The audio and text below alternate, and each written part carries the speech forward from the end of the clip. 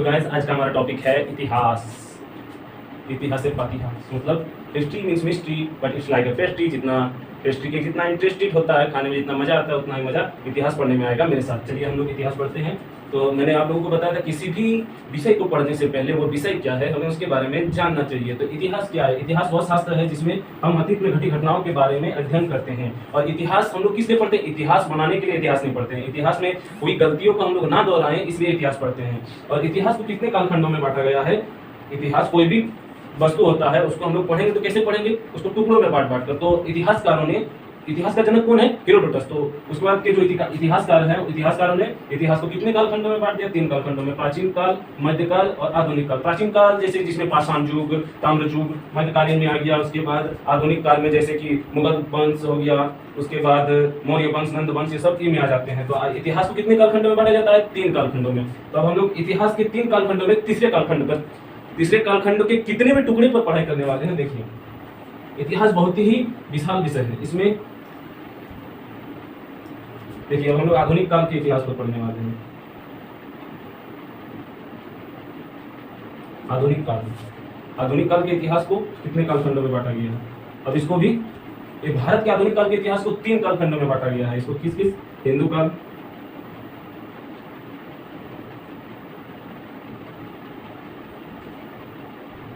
मुगल काल और ब्रिटेन काल। हिंदू काल जब चंद्रवंश, मौर्य वंश वो लोग थे। और उसके बाद आ गया मुगल वंश। और मुगल वंश में कौन कौन आ गया? मुगल वंश में मुगल, हुमायूं, अकबर, वो सब आ गया। उसके ब्रिटेन में जान भी करते हैं गोरे लोग जो बहुत ही ज्यादा अत्याचार करते थे हम लोग के ऊपर। जैसे कि भारत माथा को जिसने गुलाम बनाया। तो अब हम लोग आते हैं, अब हम लोग ना ही हम लोग आज इस पर चर्चा करेंगे, नहीं इस पर भी नहीं, हम लोग चर्चा करेंगे ब्रिटेन काल के इतिहास पर। तो ब्रिटेन काल का इतिहास बहुत ही बड़ा था। भारतीय को कब पता चला कि हम लोग गुलाम है? 24 अगस्त 1608 में ब्रिटेन हमारे देश में आया था। ईस्ट इंडिया कंपनी की इस दिन स्थापना हुई थी। इसी दिन से भारत गुलाम होना शुरू हो गया था। 24 अगस्त 1608 को ईस्ट इंडिया कंपनी की स्थापना हुई, भारत इसी दिन से गुलाम होना स्टार्ट हो गया। तो भारत गुलाम होना स्टार्ट हो गया 24 अगस्त 1608 से। उसके बाद लेकिन भारतीयों को पता ही नहीं था कि हम लोग का देश में, हम लोग का घर में कोई घुसा है और हम लोग के ऊपर शासन कर रहा है। तो भारतीयों को कब पता चला? मई 1857 की क्रांति, इसे सिपाही विद्रोह के भी नाम से जाना जाता है। इस दिन भारतीयों को पता चलता है कि हम लोग गुलाम हैं, किसी हम लोग के ऊपर अत्याचार किया जा रहा है, हम लोग को गुलामी कराया जा रहा है। कब कराया जा रहा है? 1857 की क्रांति के समय, इस समय पता चलता है हम लोगों को। तो उसके बाद ये लंबे टॉपिक है। अब हम लोग नेक्स्ट टॉपिक पे आते हैं। हम लोग का आज अध्ययन करना है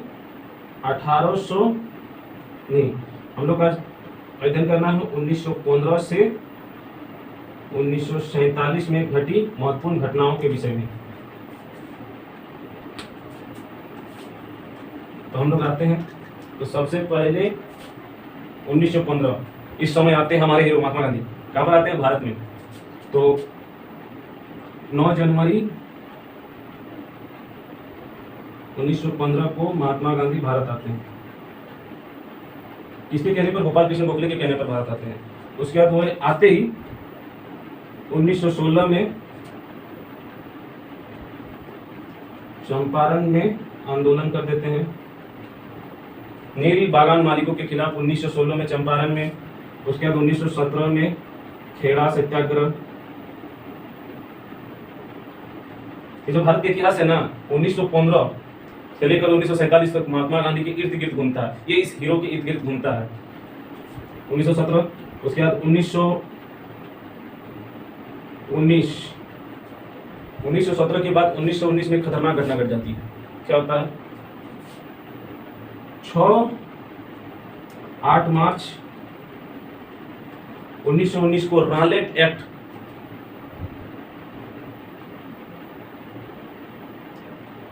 पारित किया जाता है। रॉलेट एक्ट जिसे काला कानून कहा जाता है। रॉलेट एक्ट एक काला कानून है। ये कब होता है? 8 मार्च 1919 को पारित किया जाता है। किसके द्वारा? अंग्रेजी हुकूमत के द्वारा। अंग्रेजी हुकूमत 8 मार्च 1919 को रॉलेट एक्ट पारित करता है। और इसे काला कानून, जिसमें बिना दलील बिना अपील के किसी भी संदेशबद्ध व्यक्ति को जेल में घुसाया जा सकता है। उसके बाद क्या होता है? 8 मार्च 1919, उसके बाद इस रॉलेट एक्ट के खिलाफ जहां तहां आंदोलन छिड़ जाता है। क्या होता है? 6 अप्रैल 1919 को महात्मा गांधी को जेल घुसा दिया जाता है और 10 अप्रैल को दंगा फसाद हो जाता है। कहां पर? न पंजाब में। उसके बाद 13 अप्रैल, खतरनाक दिन, इस दिन को याद रखने का, 13 अप्रैल 1919, इस दिन क्या हुआ था? जलियांवाला बाग हत्याकांड।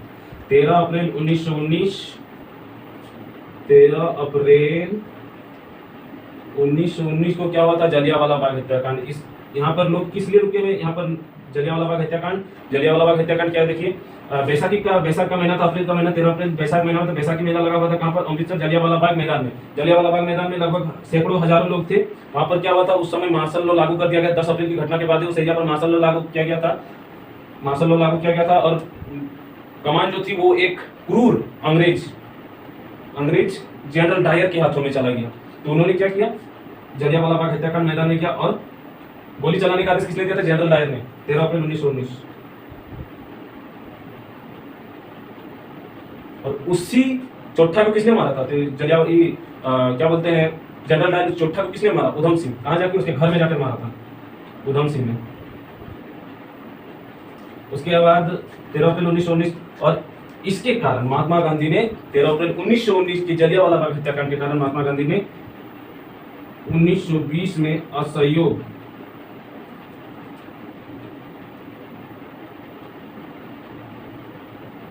आंदोलन का शुरुआत कर दिया। महात्मा गांधी ने 1920 अगस्त 1920 में असहयोग आंदोलन का शुरुआत किया। अगस्त 1920 में असहयोग आंदोलन शुरू कर दिया। और क्या हुआ इसमें? अंग्रेजी शराब, अंग्रेजी कपड़ों, अंग्रेजी सामान, अंग्रेज के वहाँ काम करने वाले सिपाही, अंग्रेज के स्कूलों में पढ़ने वाले बच्चे, अंग्रेजी के स्कूलों में पढ़ाने वाले शिक्षक अपना कार्य छोड़कर भारत की में साथ देता है। सहयोग का मतलब क्या होता है? किसी भी काम में सहयोग। महात्मा गांधी ने क्या कहा था? महात्मा गांधी ने एक किताब लिखी थी 1908 में। उसमें उन्होंने क्या लिखा था कि उस किताब का क्या नाम था? हिंद स्वराज नामक किताब में क्या लिखा हुआ था कि अंग्रेजी हुकूमत, अंग्रेजी 10 लाख थे। मान लीजिए कि अंग्रेज उस समय 10,000 थे, हम भारतीय 10 लाख थे, फिर भी वो 10,000 व्यक्ति 10 लाखों पर कैसे भारी पड़ रहा था? क्योंकि हम लोग हमारी ही सहयोग से वो हमें गुलाम बना रहे थे। तो महात्मा गांधी इस बात को समझ गए, तो उन्होंने क्या किया? बोला कि अब हम लोग इसको असहयोग करेंगे, तो अंग्रेजी हुकूमत, और ये सफल होने ही जा रहा था। तब क्या होता है? उत्तर प्रदेश गोरखपुर में चौरा चौरी कांड 5 फरवरी 1922 को चौरा चौरी कांड हो जाता है। इसके कारण महात्मा गांधी ने क्या बोला था कि हम लोग इस आंदोलन को अहिंसा से ही करेंगे, लेकिन ये क्या हो गया? अहिंसा से नहीं, ये उग्रता का रूप ले लिया, जिसमें चौरा चौरी कांड 5 फरवरी में 22 पुलिस कर्मियों को जिंदा जला दिया गया थाने के साथ। तो महात्मा गांधी ने इसे वापस ले लिया। अब हम लोग चौरा चौरी कांड हो गया 1922। उसके बाद 1928 में हम लोग महत्वपूर्ण घटनाओं को करते हैं।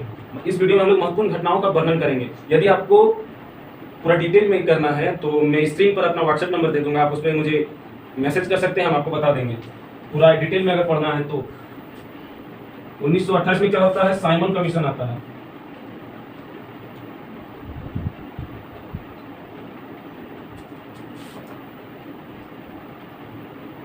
साइमन कमीशन आता है तो क्या लगता है? साइमन गोबैक, लाला लाजपत राय को जहां पर लाठी लगी थी वहां पर साइमन गोबैक का नारा चल रहा था, तो वहां पर लाला लाजपत राय को लाठी लगी और उनकी उसी लाठीचार्ज के कारण आने में कुछ दिनों में मृत्यु हो जाती है।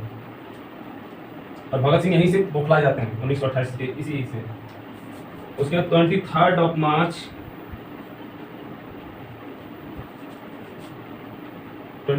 मार्च 1933 को भगत सिंह, सुखदेव और राजगुरु को फांसी दे दी जाती है। उसके बाद क्या होता है? 1928 के बाद 1930 मार्च 1930 में क्या होता है? सविनय अवज्ञा आंदोलन।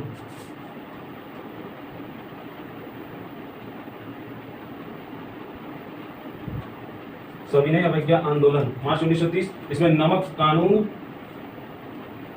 नमक कानून का उल्लंघन। इसमें क्या करते हैं महात्मा गांधी, अंग्रेजी वायसराय लॉर्ड इरविन को क्या लिखते हैं, लेटर लिखते हैं जिसमें 11 ही रहते हैं। उसमें लिखता है कि हमें नमक पे कर को कम किया जाए और राजनीतिक कैदियों को मुक्त किया जाए, जिसमें भगत सिंह उसी लेटर में बच सकते थे।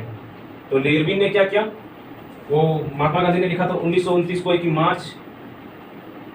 12 मार्च, तो 11 मार्च 1930 तक हमारी 11 मांगे पूरी हो जानी चाहिए। लेकिन क्या होती है, 11 मार्च 1930 तक लॉर्ड इरविन कोई ई नहीं देता है। तो महात्मा गांधी क्या करते हैं, दांडी यात्रा। दांडी यात्रा अपने 78 सहयोगियों के साथ 240 किलोमीटर साबरमती आश्रम से दांडी तक चलकर जाते हैं और नमक बनाकर नमक कानून का उल्लंघन करते हैं। कितना करते हैं, 240 किलोमीटर अपने 78 सहयोगियों के साथ कहां तक जाते हैं, साबरमती आश्रम से दांडी तक। उसके बाद क्या होता है, फिर भी इरविन मानता नहीं है। उसके बाद क्या होता है, गोलमेज सम्मेलन होता है। हमारा हीरो बापू है। बापू देखिए क्या क्या करता है, पूरा भारत का इतिहास जो 1915 से 1947 तक है ना, पूरा महात्मा गांधी के इर्द गिर्द घूमता है। 1930 में होता है गोलमेज सम्मेलन, दिसंबर 1930। यहाँ पर महात्मा गांधी को बुलाया जाता है, नहीं जाता। बोले तुम हमारा मांग नहीं मानेगा तो हम कहे जाएगा रे चोट्टा, बोलता कौन, महात्मा गांधी अंग्रेजों को बोलता नहीं जाएंगे। दूसरा गोलमेज सम्मेलन होता है 1931, बोला हम नहीं जाएंगे, भेजो किसी और को, भेज दिया किसी और को। फिर भी अंग्रेज का प्रधानमंत्री जो था वो बोला था हमको महात्मा गांधी ही चाहिए। तो वो क्या करता है, इरविन को बोलता है तुम महात्मा गांधी को काहे नहीं भेजा रहे, अगर तुम नहीं भेजेगा तो हम तेरा नौकरी खा जाएगा। तो इरविन डर से बोलता है कि हम आपका सब मांग पूरा कर देगा। देखिए जो गांधी जी को बोलते हैं ना कि आप भगत सिंह को चाहते तो बचा सकते थे, उनके लिए ये कुछ लाइनें हैं, इस चीज को जानना बहुत जरूरी है। महात्मा गांधी की 11 मांगे पूरी होती है। उसमें क्या लिखा होता है कि महात्मा गांधी लिखते हैं कि हम सभी कैदियों को ही कर देंगे, कैदियों को छुड़ा दीजिए। लेकिन जो अंग्रेजी चोट्टा होता है इरविन, वो क्या करता है, उसमें राजनीतिक कैदी लिख देता है, राजनीतिक कैदी। और भगत सिंह भी कुछ बचना नहीं चाहते थे। वो चाहते थे, क्यों भगत सिंह मरना चाहते थे, वो चाहते थे कि अगर जिंदा रह गए तो आजादी की जो आग लगी है ना वो बुझ जाएगी। और भगत सिंह के ही मरने से आजादी के प्रति लोगों में आग थी ना वो धधक उठी, और भगत सिंह के ही बलिदान के स्वरूप आज हम आजाद हैं इस देश में। राजनीतिक कैदियों को लिख दिया। इरविन ने ये किया, 11 जो मांगे थी उन सबको पूरा कर दिया। तो महात्मा गांधी चले गए 1932 में, 1932 में चले गए गोलमेज सम्मेलन में। और इसी टाइम क्या हुआ था, पूना पैक्ट 1932। पूना पैक्ट किसके किसके बीच हुआ था, गांधी जी और हमारे हीरो, और एक हीरो था भारतीय इतिहास में, ये बाबा साहेब अम्बेडकर। उसके बाद हो जाता है महात्मा गांधी हो गया। उन्होंने क्या किया कि महात्मा गांधी को इरविन ने ही क्या किया था, बोला कि हम तुमको ये अम्बेडकर को क्या बोल दिया, बोला कि तुम हमको हम 78 सीट दे देंगे, तुम जहां तहां एक ही जगह में ही कर लो। तो महात्मा गांधी का दिमाग बोला, उसने बोला इसको अगर एक जगह में 78 दे दिया दलितों को सीट, तो ये लोग क्या कर लेंगे, अपना एक अलग ही देश बना लेंगे।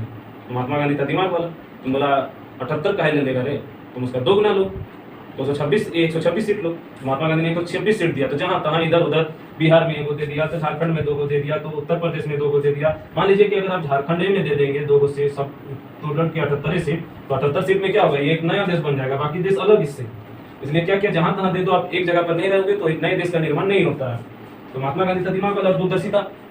बाकी क्या होता है, कम जो अम्बेडकर थे पढ़े लिखे, वो भी समझ गए, वो देश का भला चाहते थे, तो उन्होंने ले लिया।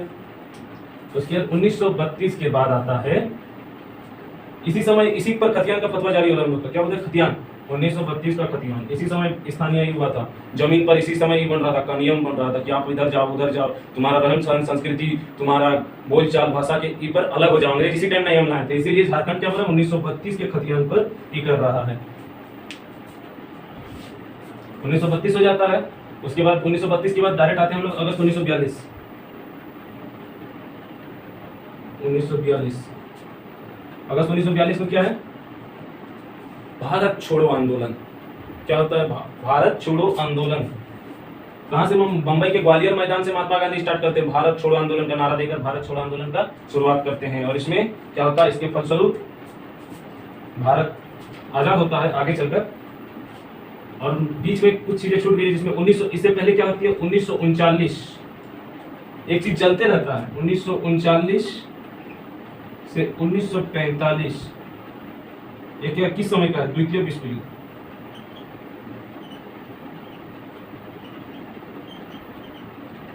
उसके बाद क्या होता है?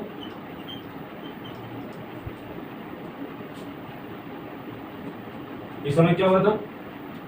इस समय खतरनाक चीज चला था पूरे विश्व में, विश्व युद्ध। किसके कारण? हिटलर के कारण। हिटलर क्या था? विश्व युद्ध चला था। तो ब्रिटेन किसका साथ चाहता था? भारत। तो भारत एक बार क्या होता है कि अंधा एक बार डंडा हरा था, बार बार नहीं। तो क्या हुआ? भारत ने पहले विश्व युद्ध में साथ दिया, तो दूसरा विश्व युद्ध तो अंग्रेज दोगला बन गया कि नहीं करेंगे आज, तो दूसरा विश्व युद्ध में साथ ही नहीं दिया सर। तो अंग्रेज खड़ा गया, अंग्रेज कमजोर हो गया। और उसी के बाद 1942 में बीच में ही महात्मा गांधी कहता भारत छोड़ रहे, भारत छोड़ आंदोलन का शुरुआत कर देता है। तो अब अंग्रेज कब क्या जाते हैं, बाप रे अब क्या होगा। उसके बाद पूरे को जो हम लोग का महान हीरो महानायक 1945 में आजाद हिंद फौज की स्थापना कर देते हैं। ये बाबू साहब कौन? सुभाष चंद्र बोस जी। इनका दिमाग कुछ कम नहीं था, IAS ऑफिसर थे ही। उसके बाद क्या होता है? माउंट बेटन भारत का वायसराय बनता है। बेटन भारत का वायसराय बनता है। भारत को आजादी कब मिलती है? 1947, 15 अगस्त 1947। और हमारा बेटा पाकिस्तान, उसको कब आजादी मिलता है? 14 अगस्त 1947। उसका ये कौन है? प्रधानमंत्री वो कौन? पायलट तारे ही मोहम्मद अली जिन्ना। और माउंट बेटन। तो पहले होता है भारत और पाकिस्तान का विभाजन किस योजना के तहत हुआ था? वीडियो कैसा लगा कमेंट जरूर करिए, और हमारे चैनल को सब्सक्राइब करिए और हमें सपोर्ट कीजिए। हमारा एम्बिशन है पहला 1K सब्सक्राइबर, तो जल्द से जल्द सब्सक्राइब कीजिए और शेयर कीजिए इस वीडियो को, और पढ़ने वाले बच्चों तक इस वीडियो को पहुंचाइए जल्दी से जल्दी, और हमारे चैनल को सपोर्ट कीजिए। अगर आपको इस इतिहास पर नोट्स पाना है, और ये टॉपिक जिस पर मैंने चर्चा की ये क्लास 8th और क्लास 10th के लिए बहुत ही जरूरी है, तो अगर आप इस विषय को एकदम डीपली अध्ययन करना चाहते हैं तो कमेंट जरूर कीजिएगा, और हमारे चैनल को सब्सक्राइब कीजिएगा, और हमारे स्क्रीन पर दिए हुए व्हाट्सएप नंबर पर हमें जरूर मैसेज करके बोलिएगा। धन्यवाद, थैंक यू, बहुत बहुत धन्यवाद आपका इस वीडियो को अंत तक देखने के लिए।